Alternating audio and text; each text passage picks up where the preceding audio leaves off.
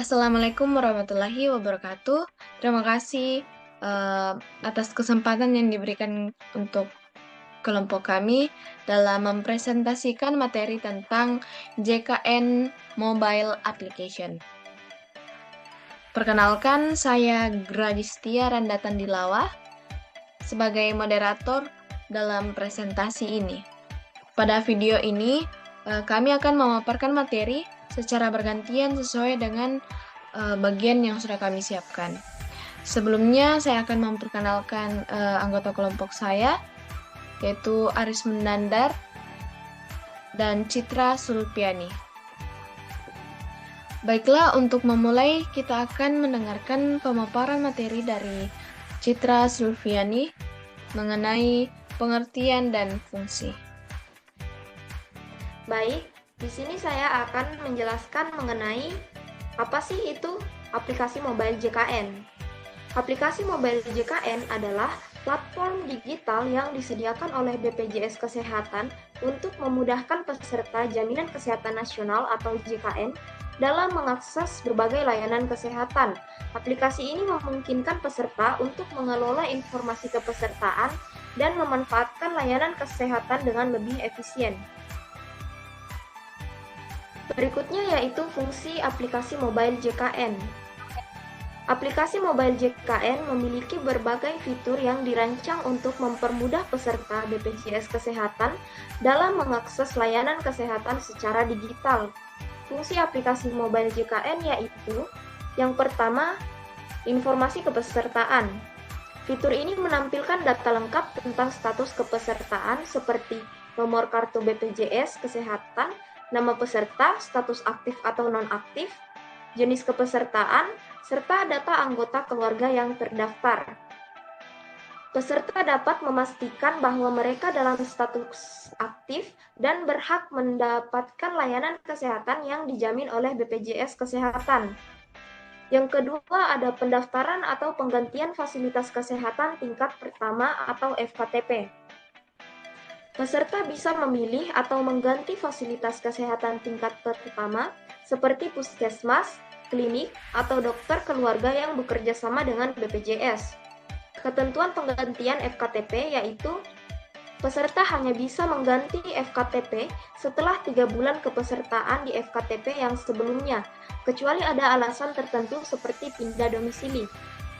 Peserta dapat memilih FKTP yang lebih dekat dengan tempat tinggal atau yang lebih sesuai dengan kebutuhan kesehatan mereka. Yang ketiga ada pembayaran iuran. Aplikasi memungkinkan peserta melakukan pembayaran iuran BPJS Kesehatan secara online. Pembayaran bisa dilakukan melalui berbagai metode seperti mobile banking, internet banking, dompet digital, atau merchant resmi yang bekerja sama dengan BPJS. Peserta dapat menghindari keterlambatan pembayaran dan denda, serta memudahkan pembayaran tanpa perlu datang langsung ke bank atau kantor BPJS. Yang keempat ada informasi tagihan dan riwayat pembayaran. Peserta dapat memantau jumlah tagihan iuran yang belum dibayar, sekaligus melihat riwayat pembayaran yang sudah dilakukan sebelumnya. Dengan itu dapat membantu peserta memonitor status pembayaran mereka, menghindari tunggakan iuran, dan memastikan bahwa semua pembayaran tercatat dengan benar. Yang kelima ada cek status antrian dan fasilitas kesehatan. Fitur ini memberikan informasi terkait status antrian di fasilitas kesehatan rumah sakit, klinik, atau puskesmas yang dituju. Peserta dapat mengetahui jumlah pasien yang sedang menunggu dan mengatur jadwal kunjungan mereka agar lebih efisien. Hal ini sangat membantu untuk mengurangi waktu tunggu di fasilitas kesehatan.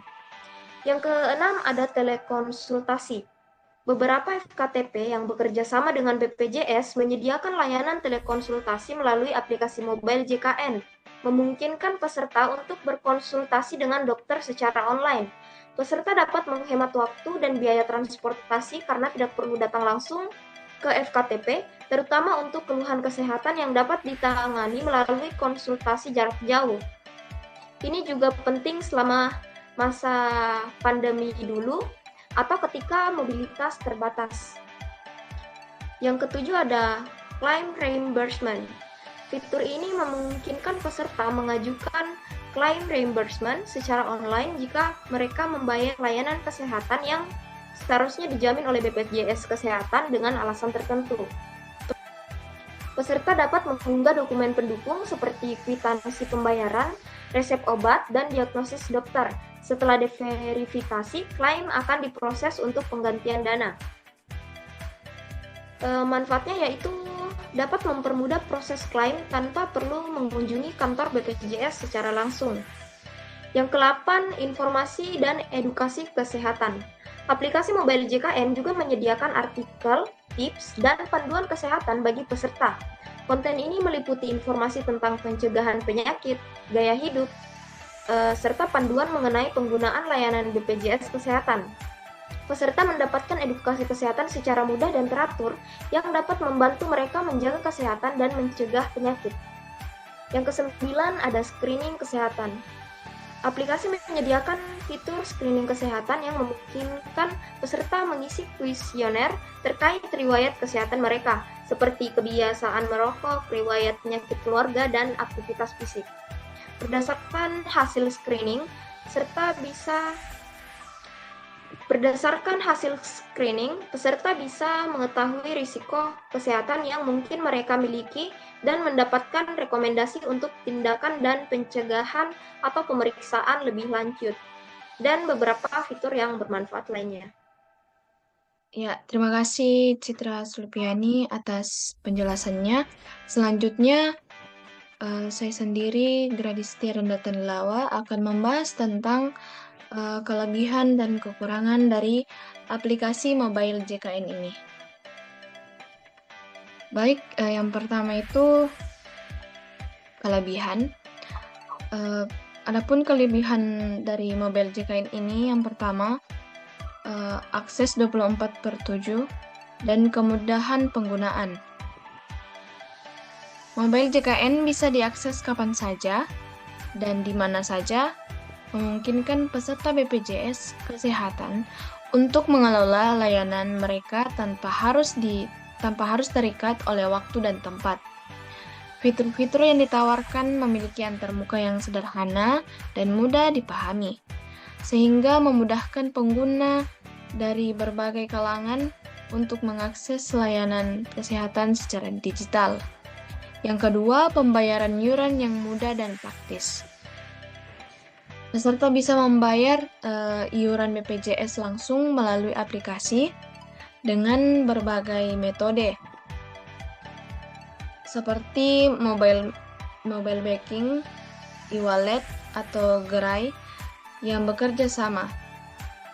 Ini menghilangkan kebutuhan untuk datang ke bank atau kantor BPJS, memastikan pembayaran dilakukan tepat waktu, dan meminimalkan resiko tunggakan.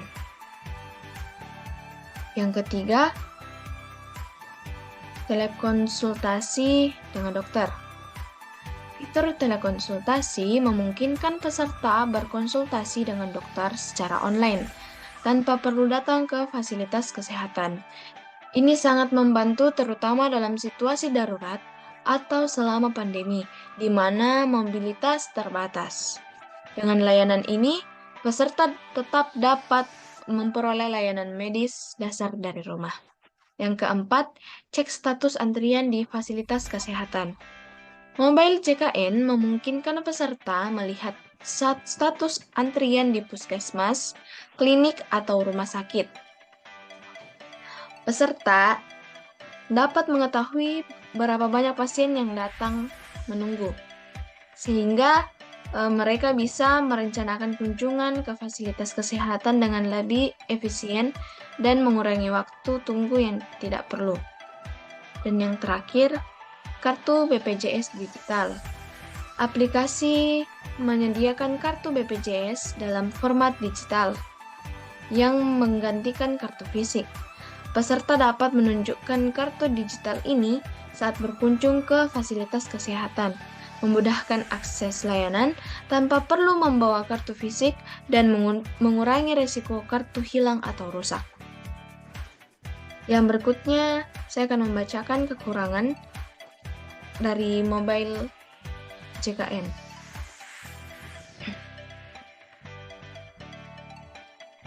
Yang pertama, ketergantungan pada koneksi internet. Aplikasi membutuhkan koneksi internet yang stabil. Bagi peserta yang tinggal di daerah dengan akses internet terbatas atau sinyal yang lemah, pengguna aplikasi bisa menjadi sulit. Penggunaan aplikasi bisa menjadi sulit. Hal ini dapat menghambat peserta dalam mengakses layanan secara real time. Yang kedua, pengalaman pengguna yang beragam. Beberapa pengguna melaporkan masalah teknis seperti bug, memo error, atau aplikasi yang tiba-tiba tertutup. Selain itu, ada juga yang merasa bahwa antarmuka aplikasi masih bisa lebih intuitif dan responsif, terutama bagi pengguna lanjut usia atau yang kurang terbiasa dengan teknologi. Yang ketiga, fitur telekonsultasi terbatas. Tidak semua fasilitas kesehatan yang bekerja sama dengan BPJS menyediakan layanan telekonsultasi. Fitur ini masih terbatas di beberapa wilayah atau fasilitas, sehingga tidak semua peserta bisa merasakan manfaatnya secara merata. Yang keempat, keterbatasan dalam penggantian fasilitas kesehatan atau FKTP. Meskipun peserta dapat mengganti fasilitas kesehatan melalui aplikasi, proses ini tidak bisa dilakukan kapan saja. Ada pembatasan, di mana peserta hanya bisa mengganti FKTP setelah minimal 3 bulan terdaftar di FKTP sebelumnya, kecuali ada alasan khusus seperti pindah domisili. Yang berikutnya dan yang terakhir adalah proses klaim reimbursement yang kompleks. Meskipun klaim reimbursement bisa diajukan secara online, prosesnya seringkali dianggap rumit oleh beberapa pengguna. Pengunggahan dokumen pendukung yang lengkap serta waktu yang dibutuhkan untuk verifikasi terkadang membuat peserta harus menunggu lebih lama dari yang diharapkan. Kekurangan ini menunjukkan bahwa meskipun mobile JKN sangat membantu, masih ada ruang untuk perbaikan terutama dalam aspek teknis, jangkauan layanan, dan kemudahan penggunaan. Oke, itu tadi pemaparan materi mengenai kelebihan dan kekurangan dari aplikasi mobile JKN. Berikutnya, saya akan mempersilahkan Aris Munandar untuk membahas contoh penggunaan dan sosialisasi dan edukasi. Baik, terima kasih.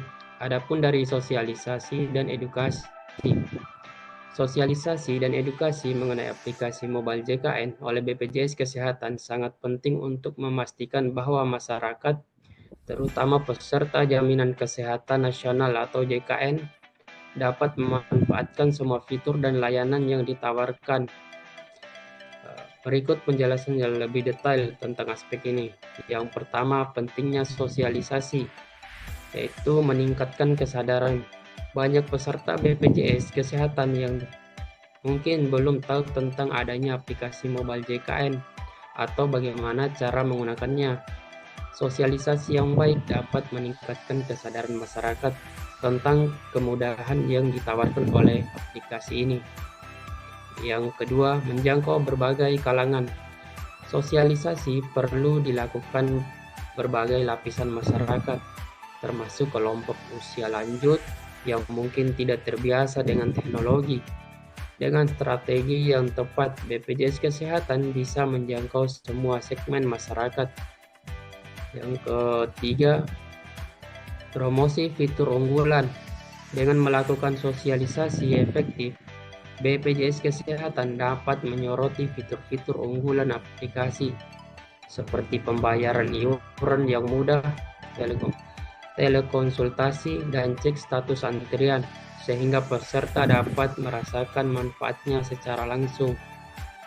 Baik, adapun yang kedua dari metode sosialisasi. Yang pertama, seminar dan workshop. BPJS Kesehatan dapat menyelenggarakan seminar atau workshop di komunitas, baik di sekolah atau tempat-tempat umum. Dalam acara ini, peserta bisa mendapatkan demonstrasi langsung tentang cara menggunakan aplikasi mobile JKN, serta manfaat yang bisa diperoleh. Ini juga memberikan kesempatan untuk tanya jawab terkait mobile JKN. Adapun yang kedua, media sosial. Memanfaatkan platform media sosial seperti Facebook, Instagram, dan YouTube untuk mengedukasi masyarakat tentang aplikasi mobile JKN. Konten visual seperti video, tutorial, dan infografis lebih menarik dan mudah dipahami oleh masyarakat. Yang ketiga, kampanye melalui influencer. Menggandeng influencer atau tokoh masyarakat untuk menyebarkan informasi tentang aplikasi ini. Influencer dapat membantu menjangkau dan audiens lebih luas dan meningkatkan kepercayaan masyarakat terhadap aplikasi mobile. Yang ketiga, edukasi penggunaan aplikasi. Panduan penggunaan. BPJS Kesehatan perlu menyediakan panduan penggunaan yang jelas dan mudah dipahami. Ini bisa berupa dokumentasi cetak dan disebarkan di berbagai fasilitas kesehatan atau dalam format digital yang diunduh melalui website atau aplikasi. Yang kedua, video tutorial. Membuat video tutorial yang menunjukkan langkah-langkah penggunaan setiap fitur dalam aplikasi. Video ini bisa dipublikasikan di YouTube atau di media sosial untuk mempermudah pemahaman masyarakat. Yang ketiga, fasilitator di lapangan. Menempatkan fasilitator atau petugas BPJS Kesehatan di lokasi-lokasi strategis seperti puskesmas atau pasar untuk memberikan informasi langsung dan membantu masyarakat dalam mengunduh dan menggunakan aplikasi. Yang keempat, sesi tanya jawab.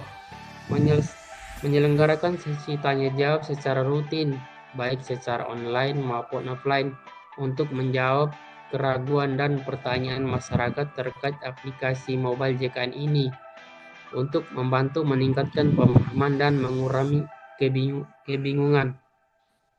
Adapun yang keempat, playback dan penyesuaian. Mengumpulkan masukan. BPJS Kesehatan perlu mengumpulkan umpan balik dari peserta tentang pengalaman mereka menggunakan aplikasi ini. Hal ini bisa dilakukan melalui survei atau forum diskusi yang selanjutnya dapat digunakan untuk meningkatkan aplikasi dan sosialisasi yang dilakukan. Yang pertama, menyesuaikan strategi edukasi. Berdasarkan masukan yang diterima, BPJS Kesehatan dapat menyesuaikan materi sosialisasi dan metode edukasi agar lebih sesuai dengan kebutuhan dan tingkat pemahaman masyarakat. Selanjutnya ada monitoring dan evaluasi. Mengevaluasi efektivitas sosialisasi, BPJS Kesehatan perlu melakukan evaluasi terhadap program sosialisasi dan edukasi yang telah dilakukan. Ini bisa dilakukan dengan melihat peningkatan jumlah unduh aplikasi, partisipasi dalam seminar, dan penggunaan fitur aplikasi. Yang kedua, mengadaptasi program berdasarkan evaluasi. Hasil evaluasi dapat digunakan untuk mengadaptasi program sosial di masa mendatang, sehingga semakin banyak masyarakat yang teredukasi dan memanfaatkan aplikasi mobile JKN.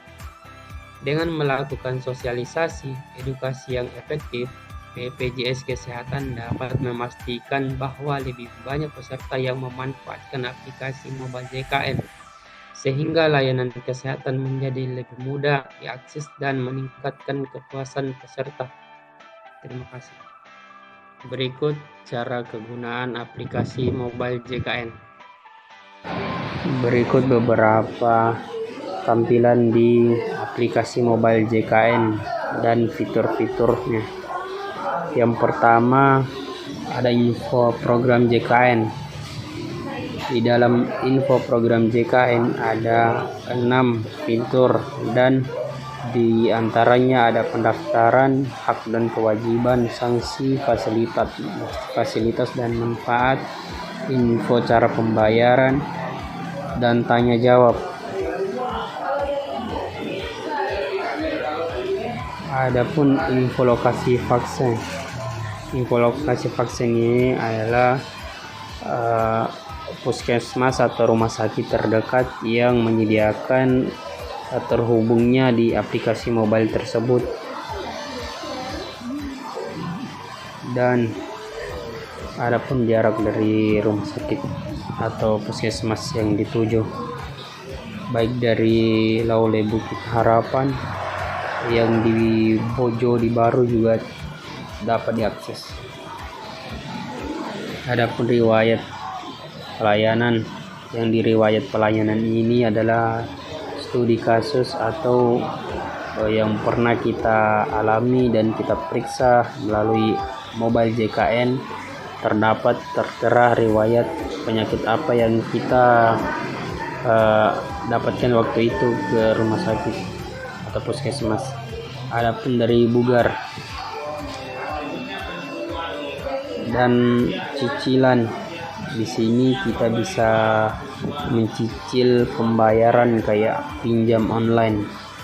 Adapun penambahan peserta ini kayak kita mendaftar di mobile JKN dengan peserta tambahan, kayak saya mendaftar lebih dulu dan ada kakak atau saudara yang ingin mendaftar lagi.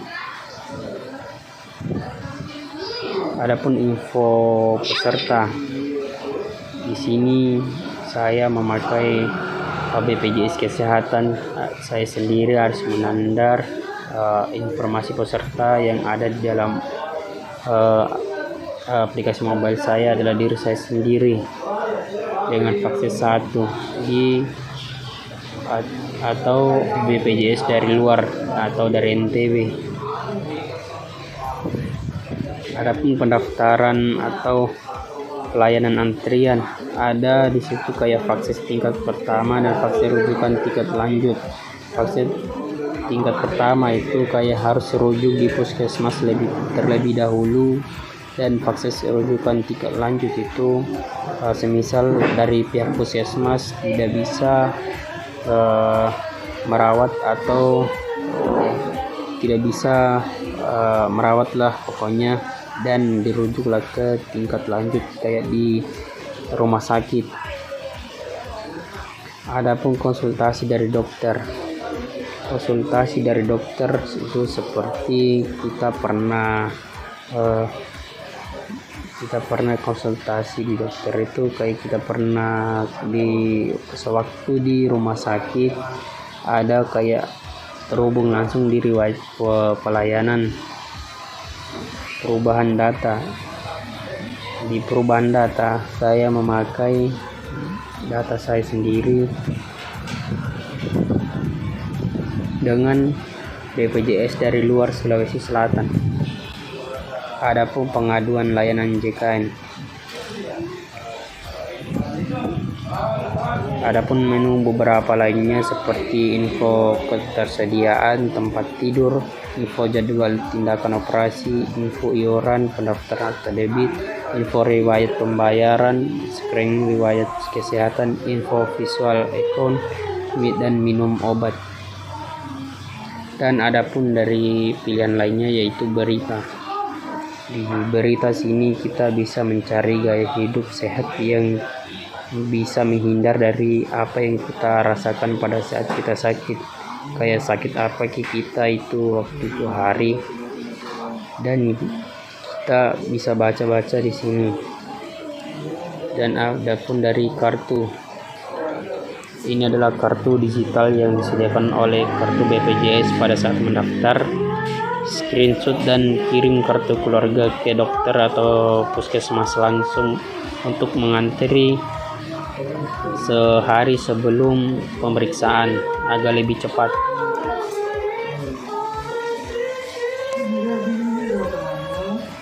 Adapun dari Q ini tentang pertanyaan terkait mobile JKN, baik dari pertanyaan pertama itu siapa saja yang masuk dalam keanggotaan, dan yang mungkin teman-teman bisa membaca sendiri. Saya coba klik satu yang ini. Adapun dari profil, itulah beberapa tampilan di aplikasi mobile JKN itu sendiri. Sekian dari saya. Assalamualaikum warahmatullahi wabarakatuh. Ya, terima kasih untuk Aris Menandar yang telah menjelaskan mengenai sosialisasi dan edukasi serta cara kegunaan aplikasi mobile JKN. Berikutnya yang terakhir, penutup. Aplikasi mobile JKN merupakan inovasi signifikan dalam meningkatkan akses layanan kesehatan bagi peserta JKN. Meskipun terdapat beberapa kekurangan, kelebihan yang ditawarkan menjadikannya alat yang sangat berguna dalam sistem kesehatan Indonesia. Harapan ke depan adalah perbaikan terus-menerus dalam fitur dan sosialisasi aplikasi ini untuk menjangkau lebih banyak peserta. Baik, terima kasih kepada semua anggota kelompok atas pemaparannya.